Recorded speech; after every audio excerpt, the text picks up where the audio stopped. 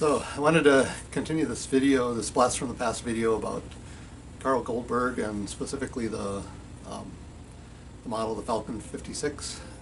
So Carl Goldberg was born in 1912 and lived till 1985, and he designed the Falcon 56 in 1962, and he also designed the Skylark a couple years after that, which used the same wing as the Falcon 56, but it was a low wing design, whereas the Falcon 56 was a high wing. So Goldberg Models was founded in 1955, and it was located in Chicago, Illinois. Later, a long time later, it was acquired by Great Plains Model Manufacturing, and that was in 2007. And at that time, the manufacturing was moved to Champaign, Illinois. So another model that I have several of that was designed or kitted by Carl Goldberg was the Gentle Lady, a glider, and that was kitted in 1980. So I first bought the Falcon 56 in 1972, and if you go back and look at the volume 1 or the first in this series on the Falcon 56, you'll see the catalog from 1972 that I ordered the Falcon 56 out of, and has the price listed.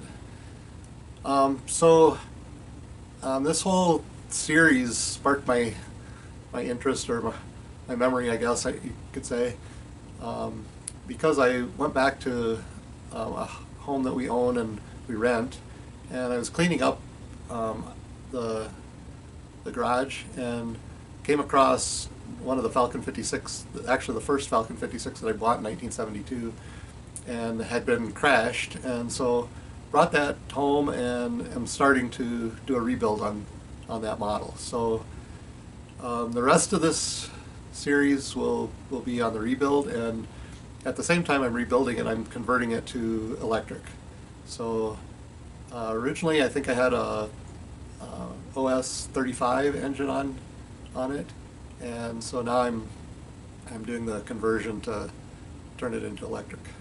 So here's the front of the Falcon 56 fuselage, and you can see where I've already started on the repair. So spliced some new wood into the fuselage side, and also, since I'm doing the electric conversion at the same time, I've made this hatch removable so I can have access to the battery.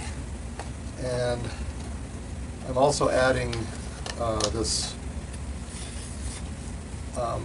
basically a scoop, and that's going to help the airflow for cooling of the motor, battery, and ESC. So the scoop I made is going to just go right on the top here and be glued in, and we'll pull the air in to the fuselage this way.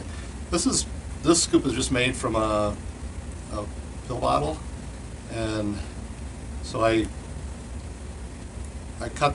just used a bandsaw, but you could use a X-Acto razor saw or whatever you have, and just made a cut through the center, and then cut the opening so that it was 90 degrees to the first cut that I made, and ends up with a scoop that looks like this, and then cut the opening for the air to go into the fuselage, and then I'll just glue that with canopy glue.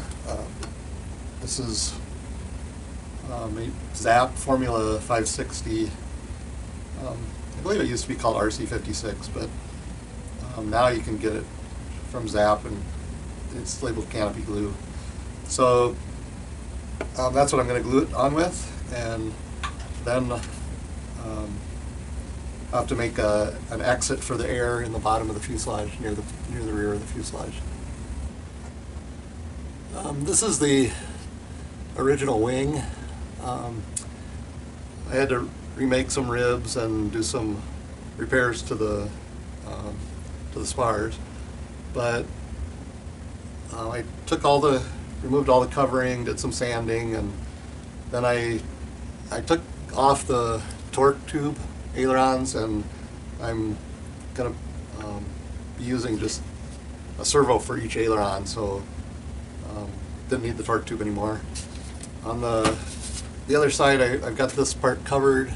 It's not shrunk yet because I didn't want to warp the wing, so I'll shrink the covering on the bottom once I get the top covered.